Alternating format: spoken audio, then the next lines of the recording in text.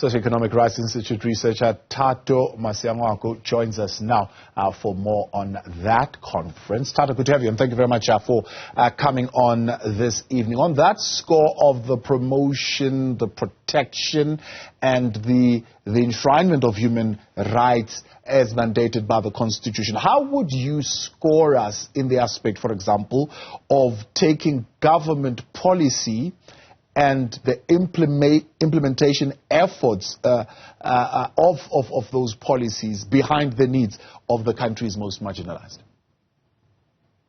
Good evening to your viewers, and thank you so much for having me. I would say, look, I think we have to absolutely acknowledge that South Africa has made significant strides.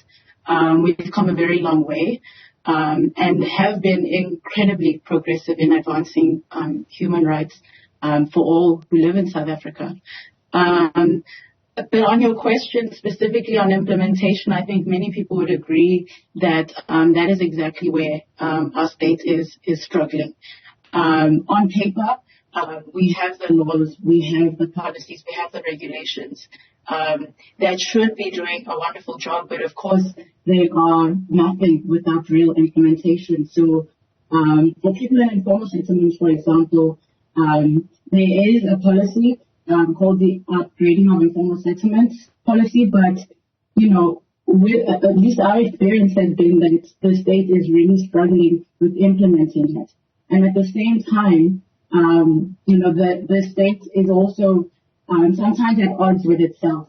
So, at the national level or at different pockets, the state is incredibly progressive, but we also find that there are also very regressive pockets in the state, and the examples of this are replete, especially in the work that we do.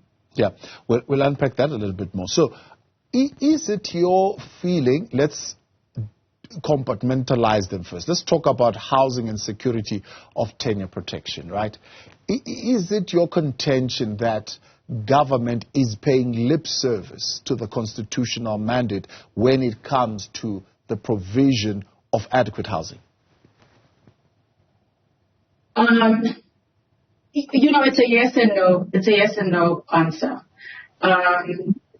Housing rights are protected in the Constitution. That actually says that everyone has the right to adequate housing. But we also know that through no fault of a significant proportion of our population, many people are landless. Many people have very little money, are poor. South Africa is one of the most, if not the most, unequal countries in the world. And so where people take steps to house themselves and do the best that they can to access cities, place themselves close to places of economic opportunity, places where they can find work, places where they can access social amenities, and find themselves in informal settlements. The state on that particular issue in practice is incredibly regressive. However, like I mentioned, we have a policy that recognizes that informal settlements should be upgraded, and that in those situations where an informal settlement has been identified for upgrading, relocation should be like a last measure, right? But we find more often, metros, especially the city of Johannesburg, eThekwini, and the city of Cape Town, they are like at odds with that. So at the same time that they'll claim to be promoting housing rights, they're also criminalizing people who are poor and are trying to find a place to live. So you were recently, of course, involved in that case that took the city of Cape Town to court, particularly on that question of providing alternative accommodation.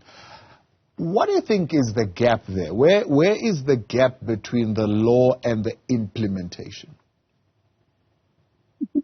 What we're finding is that, sometimes the state is prepared to provide alternative accommodation. And that is because through many years of litigating, we now have very robust jurisprudence on this issue. So at the same time, the state will acknowledge that they have to provide alternative accommodation, but also try and, dodge that in very interesting ways. So they'll sometimes use the fact that they provide alternative accommodation as an opportunity to push poor people very far out of the cities, right? So push them out of sight, out of mind, with the hopes that perhaps poor people disappear. But of course, they don't disappear. This is a lesson that we've learned in the inner city, where many buildings in the inner city have become derelict. We don't know where their owners are, but some buildings are owned by the municipality. And the city, in those situations, has neglected their obligations to maintain their buildings. When they do provide alternative accommodation, unfortunately, they also just neglect those as well. So it is a really difficult thing. And unfortunately, we're also finding when we are appearing in courts, sometimes, not all the time, but even judges are espousing very hostile views towards poor people who are basically defending themselves from illegal evictions. And so that's even a completely different can of worms, right, when we look beyond the provision of alternative accommodation. Where the state does not want to provide alternative accommodation, sometimes the state is actively carrying out illegal evictions despite what the law says. We've had so many cases where we've defended communities who have fought to remain on the land that they've occupied. We've defended them against illegal evictions, and just as quickly the municipality will evict them illegally anyway. So, I think our experience is that the state is obviously not homogenous, but it's so important that they get on the same page, particularly when it comes to the law. We cannot have a situation where the state is perpetrating human rights violations. It's costly, it's heartbreaking, and it's just a waste of all of our resources, to be honest, right? Shifting a little bit from housing, we have a situation where the state is trying to pass laws that are regressive, right?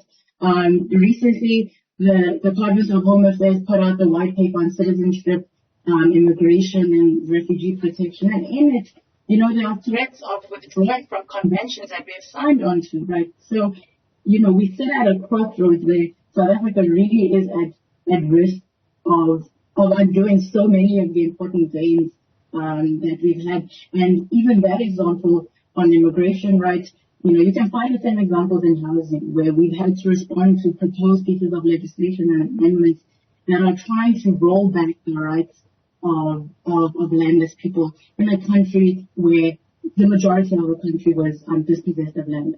Yeah. Where do you draw that line between NGOs that government feels are unnecessarily holding back the work of government in development and in improving the situation of the lives of South Africans, and NGOs that then take government to court on issues that they say are not even having anything to do with South Africans, but having to do with, in this particular case, refugees and migrants? Oh, yeah, that's an interesting question, because, I just want to be clear here. Even setting aside the rights of migrants, refugees, and asylum seekers is deeply problematic, particularly for the position that South Africa has taken following the end of apartheid. And I think we must think about this in the context where our country has taken a bold and really applaudable stand in defending the rights of Palestinians who are facing a genocide by the state of Israel. At the same time that our country is taking such a bold stand that we should all be proud of, and at the core of that is about defending and protecting human life, defending the human dignity of people, right? That is what is at the core of our case against Israel. But how can we claim that at the same time that we're basically saying that rights exist for South Africans but not for migrants? it really is, speaking out of both sides of our mouths, and, that is a stain on so much of the important progress that we've made. So, Siri, for example, in the wake of the Usindisa fire, came under a lot of attack from various politicians who, on the one hand, we can accept were simply politicking, but on the other hand, were really peddling very, very dangerous and regressive views. Right? We were accused of collecting rents in the inner city. We don't collect any kind of fees from anyone that we help. We were accused of basically going against the government in the work that they're trying to do in the inner city. But that is simply not true. For years and years, we've consistently tried to engage the city about dealing with the issue of derelict buildings. And then when a fire happens where over 70 people lose their lives, they cry foul and say that we've been holding them hostage. We work with communities that have been engaging with the government for years. Slovo Park, for example, has been sitting with the city of Johannesburg for 6 to 7 years in an effort to have their informal settlements upgraded. This follows a court judgment that ordered the city to upgrade Slovo Park. Speak to people in Slovo Park today. They still don't have basic services. They have toilets that are falling in. Children are dying from falling into toilets. So it is really disheartening when we hear the state making those kind of allegations about NGOs, and the distinction that I think in your question you were trying to draw. I think it just isn't fair, and it's incredibly opportunistic. So what we need is for the state to take accountability and to resist the urge to scapegoat.